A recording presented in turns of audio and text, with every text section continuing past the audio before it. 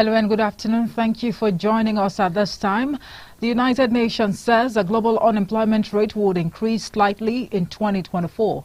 It said an extra 2 million workers are expected to be looking for jobs in 2024, raising the global unemployment rate to 5.2%. The UN, through its labor arm, International Labour Organization, also raised concerns about stagnant productivity, worsening inequalities, and inflation biting into disposable income. This was contained in its World Employment and Social Outlook Trends report for 2024, released on Wednesday by the UN. It added that disposable incomes have declined in the majority of G20 countries, and generally, the erosion of living standards resulting from inflation is unlikely to be compensated quickly. The Supreme Court has dismissed an appeal by the Social Democratic Party and its candidate in the Adamawa governorship election, Umar Ardo. This came after the counsel for the candidate prayed the court to withdraw the case.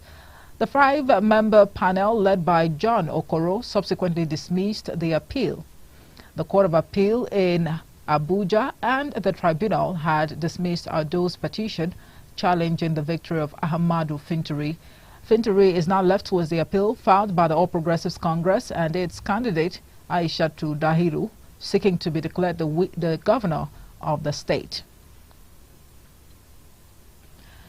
In another development, the Supreme Court has reserved judgment in the appeals by the People's Democratic Party and the All Progressives Congress against the election of Alex Otti. The five-man panel led by John Okoro adjourned the matters for judgment after taking arguments from parties involved in the matter. The Court of Appeal sitting in Lagos had dismissed the petitions by the People's Democratic Party and its candidate Oke Ahiwe and Ikechi Emenike of the All Progressives Congress.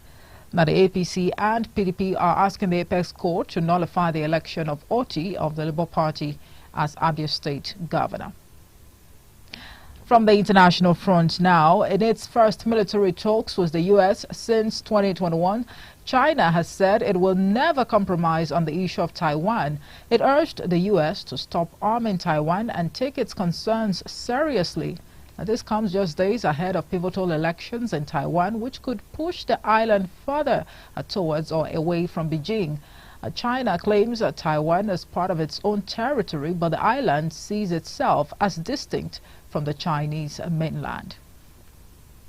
From the international front now, we'll talk sport, where Paris Saint-Germain president Nasser Al-Khelaifi says he wants Kylian Mbappe to stay in the French capital, claiming PSG is the best club for him. Mbappe's contract with the Ligue 1 champions runs out at the end of June and is free to sign an agreement to join a new club for next season.